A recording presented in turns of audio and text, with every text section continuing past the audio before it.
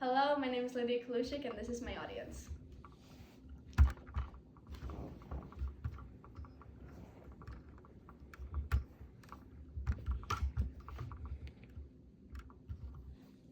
Mental health in especially the most recent years is something that has become a very widely discussed topic. Is this something that is becoming more frequent? Should we even start talking about it? And there's a lot of controversies that has sparked from this too. Like, should health insurance even cover it? Is it even important? Is this something we need to keep researching into? And it has caused a lot of debate, a lot of controversies. And I'm here to explain to you guys on why I personally believe and why I think you guys should start seeing this way too, that mental health is just as important as physical health, especially because in more recent years, we are seeing that mental health is becoming a more frequent issue and problem that we must manage. There's a lot of stigma that makes it harder to get help if you have a mental health struggle, and there's a lot of disagreement on this topic that makes the stigma even worse. So starting off is, how frequent is it becoming? And an article done by the University of Utah Health has published an article saying that from August 2020 to February 2021, the anxiety and depression rates have gone and increased actually by 36% to 42%. 6% might, but that might not be a lot, but this is also the US. There's millions of people here. And then there's also the fact that this is only in 6 months too. Can you imagine even a year? What about now that it's 2024? It has now been 3 years since this statistic has come out. It has probably increased by quite a lot. And another issue that they have addressed is that 1 in 5 adults in the US face some kind of mental health struggle. In this room, we have more than 5 people. At least one of here is statistically likely to be struggling with some kind of mental health struggle. Now, that's quite a bit. Like, this is a pretty small room. And this is becoming a very frequent issue we need to start talking about more with how common it's becoming. And another study has shown that 43% of the time spent having a disability is actually spent having some kind of mental health struggle. And this is almost 50%. You will, if you have even a physical disability, 50% of that time is going to be spent with some kind of mental health struggle. That's quite a bit of the time. And then in 2005, the most common reason for some kind of incapacity claim is depression. And even previously, it was back pain. We are seeing physical issues now being turned into a mental health crisis. And we need to look into this. And this was in 2005. The studies I just showed you before has shown that it is dramatically increasing to how many people are struggling with some kind of mental health. We can expect that it's depression and anxiety is probably still up there for the main reason for an incapacity claim.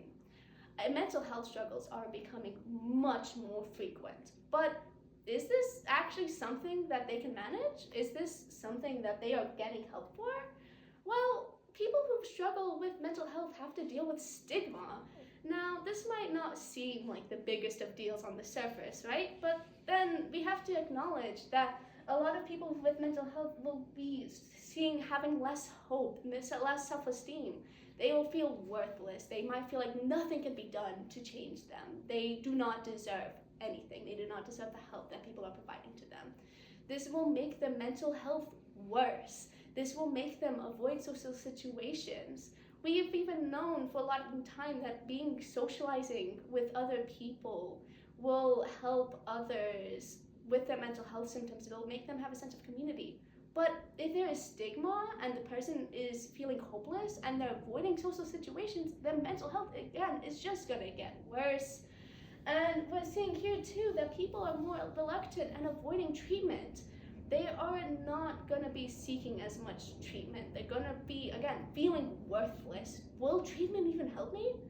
Will my health insurance even cover it? Do I have to pay out of pocket, especially in a society now where inflation is occurring? Will people even have enough money to support themselves if their health insurance won't cover it?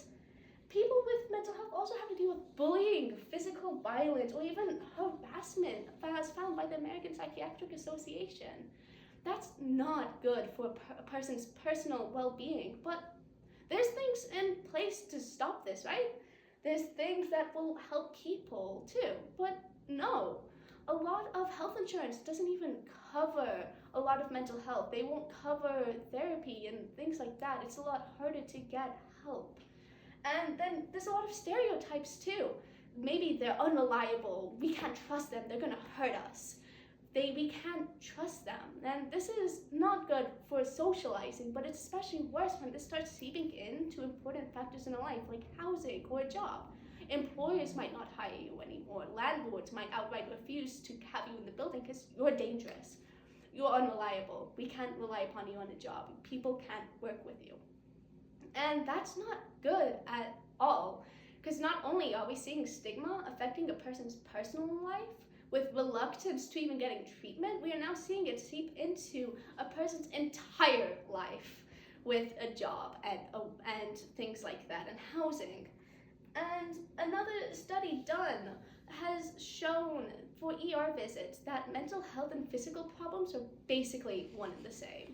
That when a person goes into the ER, they are going to be going in at the same rate if they do not have access to proper external medical care, like a general practitioner, for example. And so they also will be having issues with both too. Mental health conditions are likely to lead into a physical condition. Physical conditions are often comorbid, or also known as just being found with a lot of mental conditions. They are basically going to be found together. So really, what is the difference here? They're going to be going in for the same reasons. They're going to need the same amount of help. Is there even going to be a difference? And then there's disagreement on this topic too. There's a lot of disagreement. Is mental health just as important as physical health?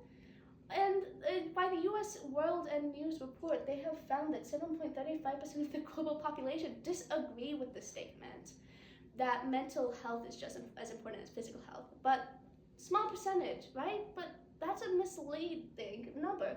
It's 580 million people. That's people who are landlords. That's people who are employers. And again, we were seeing this seep into a person's work and home life. And that's not good. And that's where I'm going to leave this off here.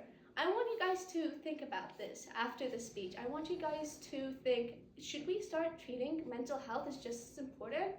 Because I think we should. We need to start addressing that mental health is becoming a frequent issue.